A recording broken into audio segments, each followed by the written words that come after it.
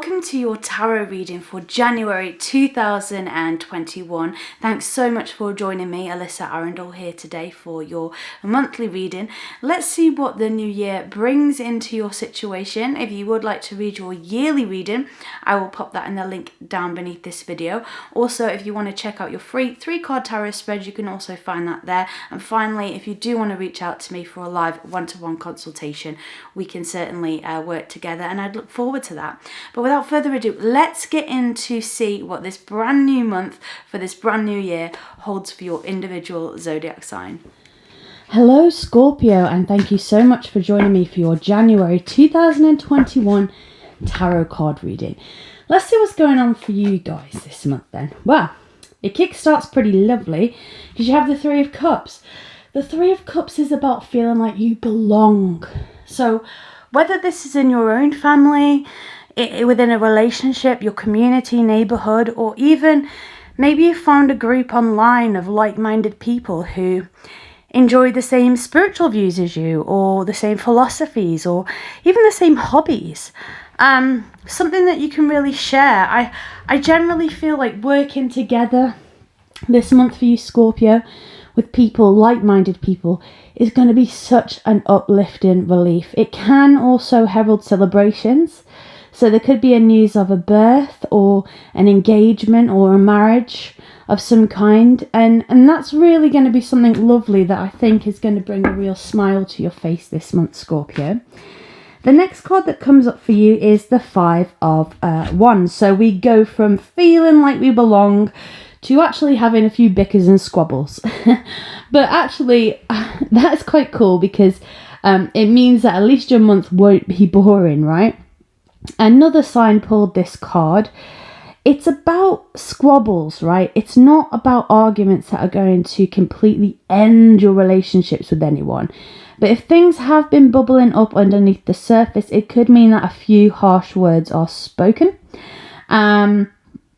I have my Mars in Scorpio, so I feel you guys, because what happens sometimes with Scorpionic energy is it can be very pointed when it feels threatened in some way.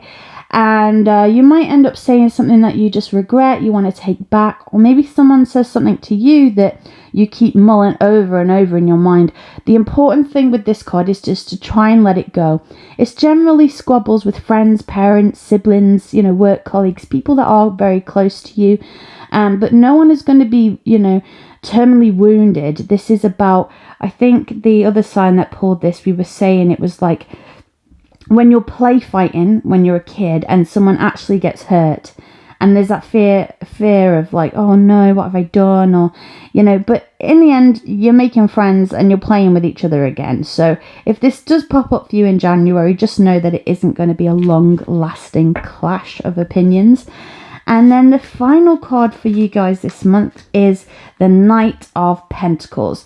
This could herald some brilliant news regarding your finances, because knights are about messages, delivering some kind of news, and pentacles are about our material plane. So our material plane is anything that we can touch, anything that makes our earth what it is. It's not so much about our spiritual life.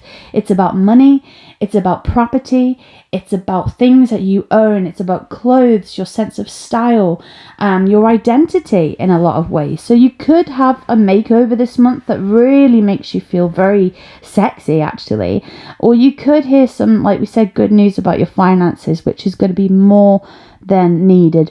Because it is a message, it may come to you in the form of an email, a text, a letter that you've been waiting for. So that's good news for January if things have been dragging on a little bit in terms of what this concerns.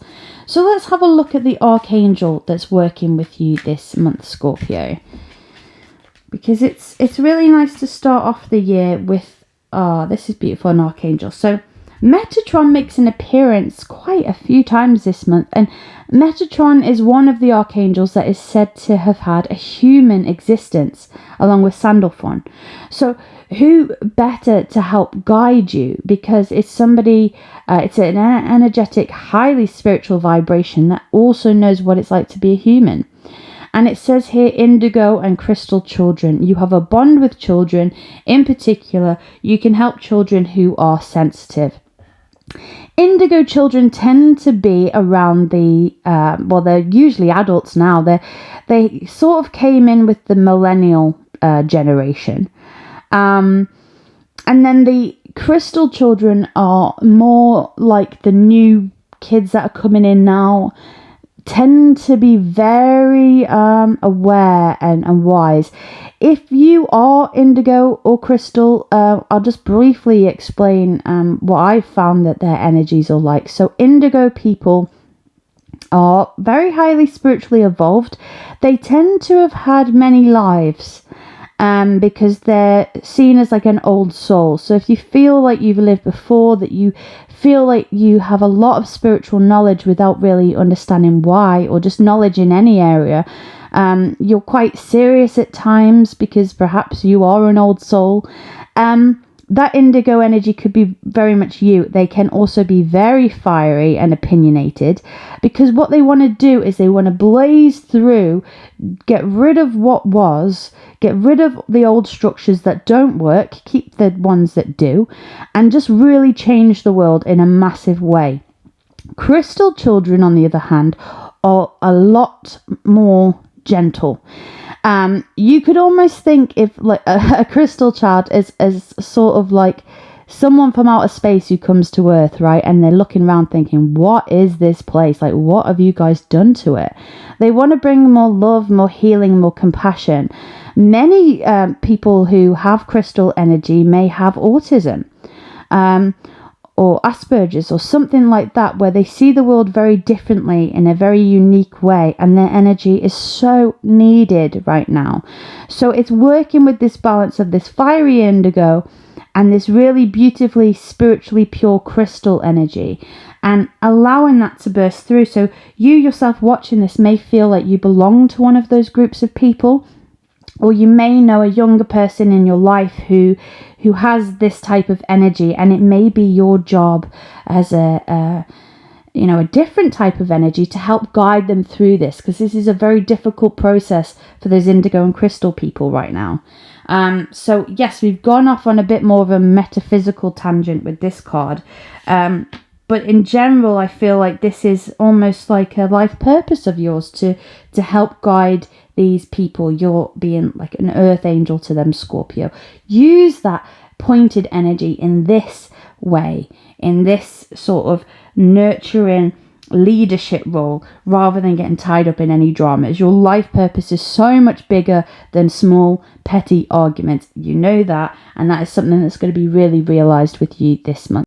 It's been a real honour being with you. Thank you so much for watching. I'd be really honoured if you subscribed and hit that notification bell if you haven't done already. But until we speak again next month, stay safe and have a very happy new year. Alyssa.